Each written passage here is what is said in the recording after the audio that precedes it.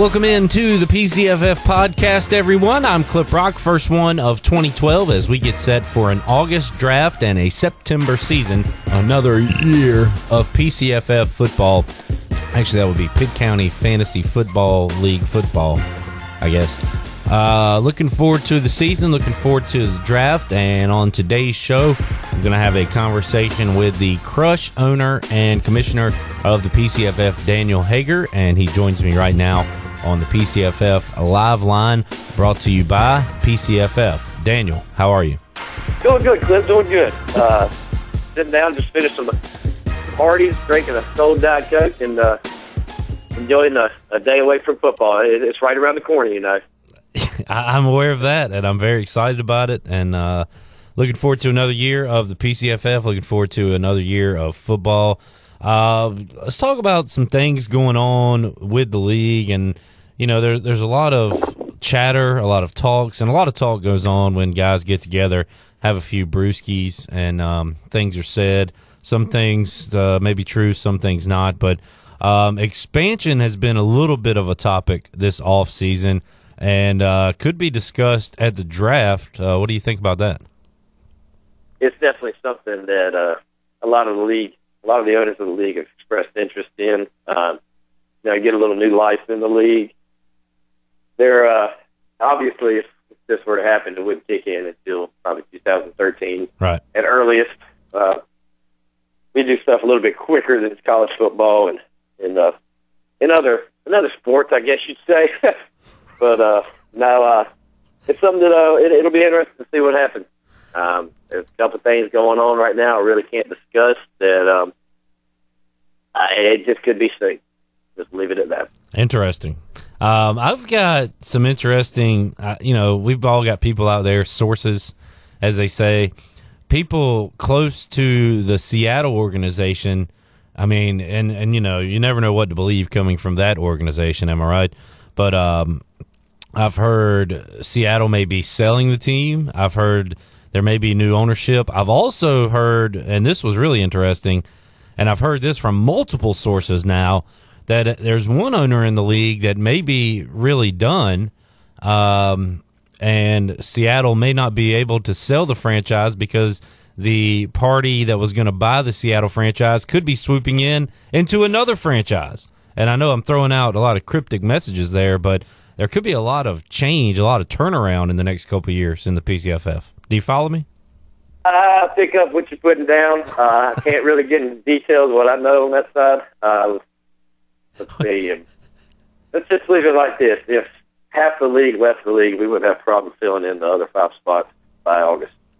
Good point.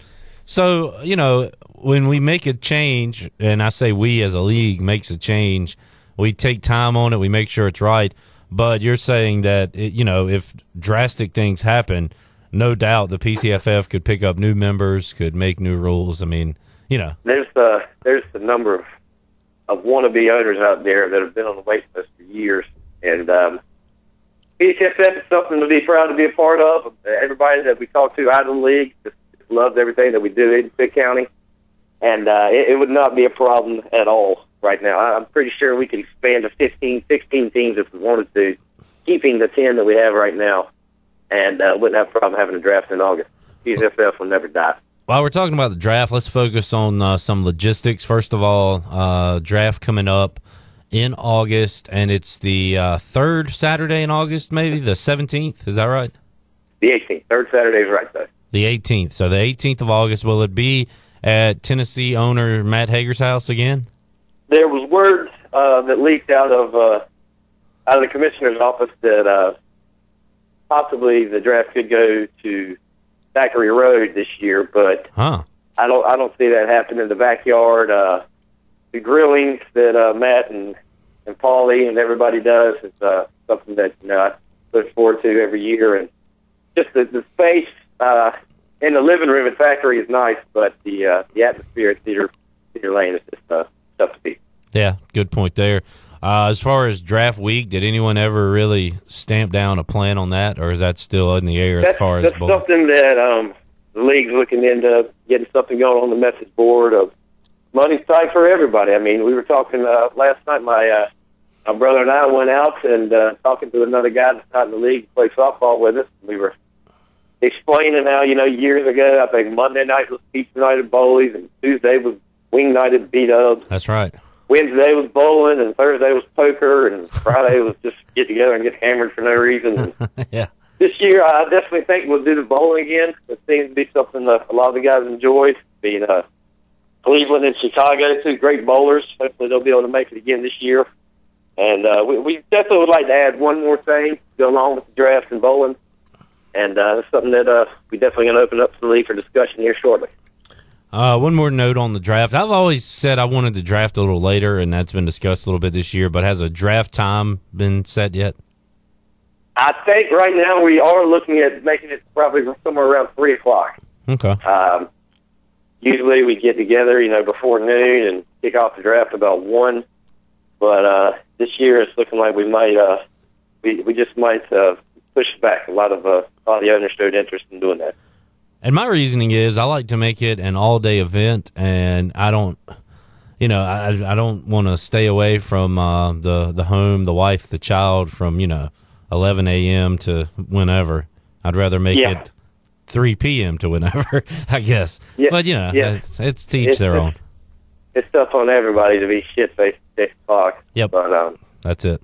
I don't think that's going to change, but the draft time might. You and I put together a little mock a few weeks ago, and, that can change a lot, but just looking at some of the question marks at the top of the draft, and it's going to be really interesting. I know the Carolina franchise, if you don't mind me saying, is possibly looking at moves. I still don't know if that's going on, but maybe you could tell me about that. But, Sonny Summerlino up there at the top with New York, I'm picking second. And then we still don't know who that first pick is going to be. A lot of times you know who the top pick will be, but this year kind of still a little bit up in the air, wouldn't you say? Yes, definitely. There's a lot of good talent right there at the top. You can go quarterback. Obviously, there's a couple of good ones out there, not to mention any names. And there's some good running backs out there available, and it'll be interesting to see. He hadn't tipped his cap, and if he knows he hadn't at least. But I think he's still struggling with who he's deciding to pick, which, I don't know. Me personally, that time we did the mock, that's about the only time I really looked at it so far. I like to just relax, and then come late July, early August, really hit it hard when all the news is still fresh. So we'll see. As far as us possibly moving up, we're willing and dealing at all times. Anybody and everybody's available, and for the right price, they can be yours.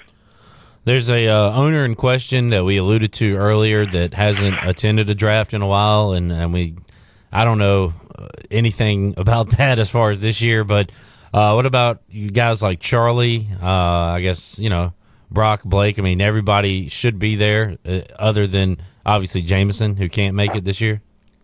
Yes, actually, Jameson was going to try to visit Greenville and enjoy the draft with us in person, but. He may still come to Greenville, but it won't be able to be that week. Him and his lovely wife, Morgan, have a 4-day trip that he apparently won at work. So, like he said, you got to keep the missus happy. As far as everyone else, though, we originally had a different draft date. I believe it was August 25th, and Charlie wasn't going to be able to make it because of a kid's birthday. His kids, not just some random kid. And so he should be there on the okay. But as far as Vegas and Nolan, I don't see them being there. Okay. All right. Well, we'll see. Yes, it could be an interesting next few days in Pitt County. Wow. Okay. Well, that's what we're doing here on the podcast. We're kind of dropping hints, dropping a little bit of news, dropping rumors, dropping bombs, doing everything. That's right. I really don't have anything else. It's that time of year. It's time to get excited. I mean, just having this conversation, I already got the blood flowing a little bit. I might have to go look on the internet for a little bit, okay, and do a little research, because as of, let's see, it's less than 40 days away now. I think it's 5 weeks from tomorrow, so I guess it'd be 36 days. So it's time to get ready now. Yeah, time to get loud, time to represent. Pitt County, what time is it? There you go. Daniel, great talk, and hopefully we can keep churning these podcasts out to get the owners a little more excited. So we'll talk. Yeah, I'm sure this will spark a little interest in the league, and hopefully, like I said, we get on the message board shortly and throw out there some possible things to do during draft week. And also, obviously, once August gets here, we're going to have to do the sign-up sheets for all the food and utensils and paper plates and all that's necessary to make draft day what it is. All right, Dees. Well, we'll talk to you again soon. Yeah, man. If you're not doing anything today, 6 o'clock, Derek's having a little get-together, have some park and barbecue catering. I don't know. I think you met Dustin. He played softball with us. He was in Derek's wedding, but go out there, Jupiter Jones, 7 o'clock, across the street. Is this on the air or off the air? It can be on the air. I'm sure if someone hears it later on, yeah, whatever. If you're listening to us live at 7, you head on out there. Yeah, Jupiter Jones is the new wonderful amphitheater. It should be fun. All right, man. Well, take it easy, and we'll talk to you soon. All right, buddy. Appreciate it.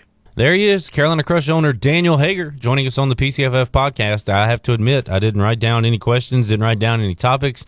That was just two dudes having a chat, and that's what it's all about here on the PCFF podcast. I hope we can have more conversations with you listening, and we'll do that as we get closer into PCFF season and as the season rolls along. Until then, I'm Clip Brock. Thanks for tuning in to the PCFF podcast. We'll talk to you again next time.